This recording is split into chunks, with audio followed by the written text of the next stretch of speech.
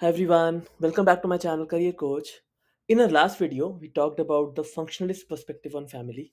हमने देखा कैसे functionalist thinkers कहते हैं कि फैमिली सोसाइटी में हार्मनी और स्टेबिलिटी क्रिएट करती है. In this video, we'll talk about the Marxist perspective on family. Marxist family को एक कॉन्फ्लिक्ट लेंस से देखते हैं. उनके अकॉर्डिंग सोसाइटी एक क्लास बेस्ड सिस्टम है जहां institutions including family ruling class के इंटरेस्ट को सर्व करती है. क्लासिकल मार्क्सिज्म का मेन आइडिया सिंपल है और वो हम कार्ल मार्क्स के चैप्टर में भी डिटेल में पढ़ेंगे. The economic base determines the super structure, यानी टाइप ऑफ इकोनॉमिक सिस्टम जैसे कैपिटलिज्म डिसाइड करता है कि हमारे इंस्टीट्यूशंस का स्ट्रक्चर और रोल कैसा होगा. और आप ये सेम थ्योरी किसी भी institution, education, religion, class, caste हर जगह अप्लाई कर सकते हैं when it comes to classical Marxism. Neo Marxist का आइडिया थोड़ा डिफरेंट है, हम उसके बारे में थोड़ी देर में बात करेंगे. बट अब ये क्लासिकल मार्क्सिज्म का आइडिया अप्लाई करते हैं फैमिली पर. मार्क्सिस्ट कहते हैं कि फैमिली एक कैपिटलिस्टिक इंस्टीट्यूशन है. कैसे? तीन वेज में. Number one, reproduction of labour power, यानी family next generation of workers को रेज करती है ताकि वो फ्यूचर में कैपिटलिस्ट सिस्टम के लिए काम कर सके. एग्जाम्पल, पेरेंट्स अपने बच्चों को एजुकेट करते हैं एंड मेक देम डिसिप्लिन्ड, पर उसका एंड गोल क्या होता है कि जब वो बड़े हों किसी एमएनसी के लिए काम कर सके. यानी फैमिली इनडायरेक्टली कैपिटलिस्ट वर्कफोर्स के लिए नए लेबर्स क्रिएट करती है. Number two, socialisation into capitalist ideology. Family को मार्क्सिस्ट एक स्कूल ऑफ कैपिटलिज्म की तरह देखते हैं, जहां बच्चों को सिखाया जाता है कि अथॉरिटी को एक्सेप्ट करना. जैसे घर में बच्चा पेरेंट्स की बात को मानने की आदत डाल लेता है, वैसे ही ऑफिस में वो बॉस के ऑर्डर्स को फॉलो करता है विदाउट एनी क्वेश्चंस.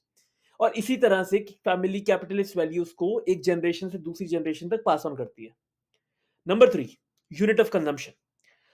अब सोचिए, कैपिटलिज्म तभी सरवाइव कर सकता है जब हम लोग कंज्यूम कर सकें, नए प्रोडक्ट्स खरीदें, शॉपिंग करें, नए फेस्टिवल सेलिब्रेट करें. And there is significant amount of advertising done to influence families, especially targeting kids to pester parents to consume more and ensure that the wheels of capitalism are always in motion. So Marxists say that family actually helps in running capitalism through consumption, reproduction and socialization. तो basically Marxist के लिए family एक political and economic institution है जो inequality और capitalism को sustain करता है. तो चलिए अब देखते हैं फ्रेडरिक एंगल्स, जो एक क्लासिकल मार्क्सिस्ट हैं, उन्होंने फैमिली के ओरिजिन को कैसे समझाया. एंजल्स कहते हैं कि फैमिली एक हिस्टोरिकल इंस्टीट्यूशन है, इट्स नॉट नेचुरल. मतलब फैमिली जैसे हमें अब दिखाई देती है वो हमेशा से ऐसी नहीं थी. जैसे जैसे मोड ऑफ प्रोडक्शन चेंज होता है वैसे वैसे फैमिली का स्ट्रक्चर भी चेंज होता है.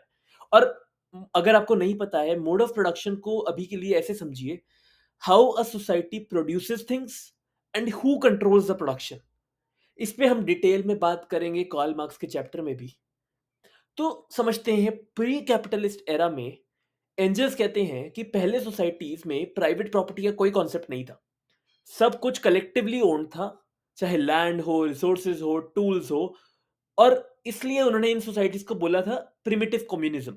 अगेन हम इसके बारे में बात करेंगे मार्क्स के चैप्टर में भी.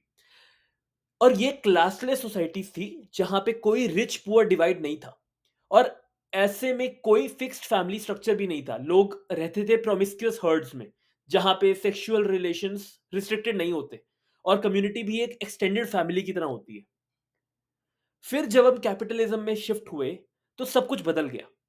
प्राइवेट प्रॉपर्टी का कॉन्सेप्ट आ गया और रिच क्लास ने वेल्थ एक्यूमुलेट करना शुरू कर दिया. अब उन्हें चाहिए था कि एक ऐसा सिस्टम जो अपना प्रॉपर्टी अपने बच्चों को पास ऑन कर सके, लेकिन उसके लिए उन्हें एक स्ट्रक्चर चाहिए था जहां पे पैटर्निटी सर्टेन हो, ताकि उन्हें पता हो कि उनका वेल्थ किसको मिलेगा बेसिकली. और इसी से जन्म हुआ मोनोगैमस न्यूक्लियर फैमिली का, जहां पे हस्बैंड और वाइफ का एक्सक्लूसिव बॉन्ड होता है और हस्बैंड को श्योरिटी होती है कि जो बच्चे हैं वो उन्हीं के हैं.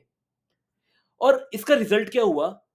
इस स्ट्रक्चर से सोसाइटी में एक नई इनइक्वालिटी क्रिएट हो गई.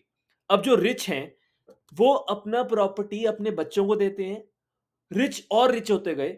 और जो पुअर हैं उनके पास कुछ पास ऑन करने को है ही नहीं, वो पुअर ही रहे. सो एंजल्स कहते हैं फैमिली एक कैपिटलिस्ट टूल बन गया जिससे प्राइवेट प्रॉपर्टी और पेट्रियार्की दोनों सस्टेन होती हैं. विमेन का रोल रिड्यूस हो जाता है हाउस होल्ड्स में और फैमिली का मेन काम बन गया नेक्स्ट जनरेशन ऑफ वर्कर्स को प्रोड्यूस करना और सिस्टम को स्टेबल रखना। So basically in a nutshell, Engels के लिए फैमिली कोई यूनिवर्सल या नेचुरल इंस्टीट्यूशन नहीं है, बल्कि एक हिस्टोरिकली इवॉल्व इंस्टीट्यूशन है जो रिच क्लास के इंटरेस्ट को सर्व करती है। अब हमने एंजल्स का पर्सपेक्टिव देखा था, जहाँ पे उन्होंने फैमिली को एक इकोनॉमिक इंस्टीट्यूशन के रूप में समझाया था, जो इमर्ज हुई थी कैपिटलिज्म के साथ, प्राइवेट प्रॉपर्टी और इनहेरिटेंस को प्रोटेक्ट करने के लिए। लेकिन नियो मार्क्सिस्ट मार्क्सिस्ट जैसे लुइस अल्थूजर थोड़ा सा डिफरेंट व्यू रखते हैं। एंजल्स का फोकस था इकोनॉमिक बेस पर। न्यू मार्क्सिस्ट कहते हैं इकोनॉमी तो इंपॉर्टेंट है ही, आइडियोलॉजी भी उतनी ही इंपॉर्टेंट है। अल्थूजर का कहना है कि कैपिटलिज्म सिर्फ इकोनॉमी पे नहीं, आइडियोलॉजी के जरिए भी सस्टेन होता है। और यहाँ पे आता है उनका एक famous concept ideological state apparatus, और इसके बारे में हम पावर चैप्टर में भी बहुत बात करने वाले हैं। Okay, let's break it down.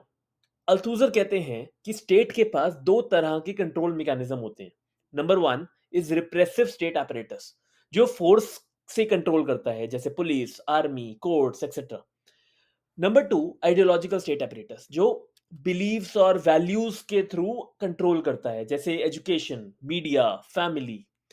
तो अब अल्थूजर का कहना है कि कैपिटलिज्म ज्यादा देर तक सरवाइव करता है आइडियोलॉजी के जरिए, ना कि सिर्फ फोर्स के जरिए। यानी लोगों को ऐसे वैल्यू सिखाए जाएं जिससे वो सिस्टम को नेचुरल और एक्सेप्टेबल समझने लग जाते हैं। और यहां पे रोल आता है फैमिली का। फैमिली बच्चों को कैपिटलिस्ट वैल्यूज में सोशलाइज करती है, obedience, discipline, respect for authority.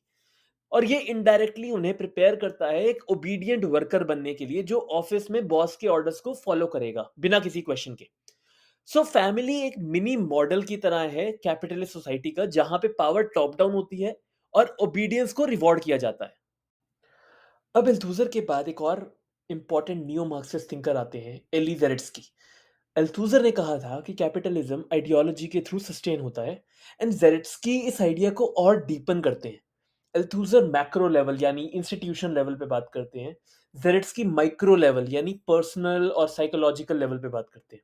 उनका कहना है कि इंडस्ट्रियलाइजेशन के बाद फैमिली और वर्क स्पेस दोनों अलग अलग हो गए थे, और यहीं से फैमिली का रोल कैपिटलिज्म के लिए बदल गया। जेलेट्स्की कहते हैं कि आज के कैपिटलिस्ट सिस्टम में फैमिली एक इल्यूजन ऑफ फ्रीडम क्रिएट करती है। फैमिली हमें लगती है जैसे एक सेफ इमोशनल स्पेस, एक जगह जहां पे हम अपना स्ट्रेस से दूर हो जाते हैं। लेकिन वो इमोशनल कंफर्ट भी एक इल्यूजन होता है, क्योंकि फैमिली हमें कैपिटलिज्म से फ्री नहीं करती, बल्कि उस सिस्टम के अंदर ही पैसिफाई करती है। जैसे एक वर्कर पूरा दिन एक्सप्लॉइट होता है फैक्ट्री में और घर जाके फैमिली के साथ रिलैक्स करता है, बट एक्चुअली वो सिस्टम को चैलेंज नहीं कर रहा, बट उसमें सरवाइव कर रहा है। एंड इसको हम मार्क्स के टर्म्स में फॉल्स कॉन्शियसनेस बोलते हैं। और और ये फैमिली की वजह से ही ट्रू कॉन्शियसनेस में कन्वर्ट नहीं हो पाती। मार्क्स के चैप्टर में हम इसको डिटेल में पढ़ेंगे। और on a side note, I promise you that जैसे ही हम सारा सिलेबस पूरा कर लेंगे, एक एक टर्म जो मैं यूज कर रहा हूं यहाँ पे, उसकी सेंस बनेगी। I will not leave anything important unexplained. Second point. So family को जेरेट्स्की एक यूनिट ऑफ कंजम्पशन की तरह देखते हैं। पहले फैमिली एक प्रोडक्टिव यूनिट होती थी, बट अब वो एक कंज्यूमर यूनिट बन के रह गई है। फैमिली खुद कुछ प्रोड्यूस नहीं करती, वो सिर्फ कैपिटलिस्ट गुड्स कंज्यूम करती है। एडवर्टाइजिंग और मीडिया हमें फॉल्स नीड्स दिखाते हैं, और स्पेशली पेरेंट्स कंजम्पशन के प्रेशर में आके खरीदते रहते हैं। सो फैमिली एक कांस्टेंट कंजम्पशन के जरिए प्रॉफिट्स को सस्टेन करती है। And number three, reproduction of labour power. Zaretsky यहाँ पे अल्थूजर के साथ एग्री करते हैं कि family next generation of workers को ट्रेन करती है, लाइक ओबीडियंस, डिसिप्लिन, अथॉरिटी, ये सब रिस्पेक्ट सिखाती है। एंड साथ ही unpaid domestic labour, specially women का, जैसे खाना बनाना, घर संभालना, इमोशनल सपोर्ट देना, ये सब काम फ्री ऑफ कॉस्ट होते हैं, जो कैपिटलिज्म का बर्डन कम करते हैं। तो indirectly family labour force produce करती है, और that too without any cost to the capitalism. So while family looks like a safe emotional space, in reality Marxist and new Marxist दोनों बोलते हैं कि it's actually helping capitalism sustain itself through consumption, reproduction and ideology. अब जब हमने Marxist perspective detail में समझ लिया है, चलिए देखते हैं इस अप्रोच के कुछ मेजर क्रिटिसिज़म्स जो डिफरेंट पर्सपेक्टिव्स ने किए हैं। लेट मॉडर्निस्ट और पोस्ट मॉडर्निस्ट का मानना है कि मार्क्सिस्ट्स डाइवर्सिटी ऑफ फैमिलीज़ को इग्नोर कर देते हैं। वो कहते हैं कि मार्क्सिज्म थोड़ा डिटर्मिनिस्टिक है। ये अज़्यूम करता है कि लोग बस पैसिव होते हैं और सिस्टम के वैल्यूज़ को अब्ज़ॉर्ब कर लेते हैं। बस आज के टाइम में कई फैमिलीज़ कंज़्यूमरिस्ट लाइफ़स्टाइल को रिजेक्ट करती हैं। वो अपने बच्चों को इंडिपेंडेंट और क्रिटिकल थिंकर्स बनाती हैं। और आज के कैपिटलिस्ट वर्ल्ड में सिर्फ न्यूक्लियर फैमिली नहीं होती हैं। There are single family, single parent family, same sex family, cohabiting families. तो सब लोग कैपिटलिज्म के पपेट नहीं हैं। लोगों के अपने चॉइसेस भी होते हैं। इसी तरह से फेमिनिस्ट बोलती हैं कि मार्क्सिस्ट का फोकस सिर्फ और सिर्फ क्लास इनइक्वालिटी पर है और वो इग्नोर कर देते हैं पेट्रियार्की को, जबकि विमेन की ऑपरेशन का रियल सोर्स उनके अकॉर्डिंग है जेंडर इनइक्वालिटी, जो हर क्लास के अंदर एग्जिस्ट करता है, चाहे रिच हो या पुअर हो। तो हम पढ़ेंगे फेमिनिस्ट पर्सपेक्टिव में आगे कि कैपिटलिज्म कैपिटलिज्म से ज्यादा पेट्रियार्की एक इशू है उनके लिए। और फाइनली फंक्शनलिस्ट पर्सपेक्टिव हम सबको पता है। वो बोलते हैं कि फैमिली एग्जिस्ट करती है because there are certain vital functions that they perform. तो उनके अकॉर्डिंग फंक्शंस जैसे सोशलाइजेशन, स्टेबिलिटी और सपोर्ट फैमिली बनाती है। और न्यूक्लियर फैमिली एक यूनिवर्सल इंस्टीट्यूशन होता है। सो उनके अकॉर्डिंग मे बी लोग उसे चूज करते हैं रादर देन कैपिटलिज्म उसे इम्पोज करता है। ये फंक्शनलिस्ट पर्सपेक्टिव है। सो हमने देखा कि मार्क्सिस्ट पर्सपेक्टिव एक स्ट्रॉन्ग क्रिटिक देता है of how consumerism capitalism shapes family life. But real world में फैमिली का experience very diverse and very complex, जहां पे हमें डिफरेंट पर्सपेक्टिव्स को समझना पड़ता है। जहां पे क्लास के साथ साथ जेंडर, कल्चर, इंडिविजुअल चॉइस ये सब रोल प्ले करती हैं। इसलिए डिफरेंट पर्सपेक्टिव्स को जानने से हमारा यूपीएससी का आंसर बहुत बैलेंस्ड होता है। This slide is a quick snapshot of all the key Marxist thinkers that we have covered so far. You can use this for your revision, and I'll also attach the PDF in the description. So make sure to download it and keep it handy while revising. If you're liking this series and finding it helpful, please don't forget to like, share, and subscribe because it really helps me reach more students like you. And stay tuned in the next video. We'll be diving deeper into the feminist perspective on family. So, yeah, see you in the next one. Bye bye.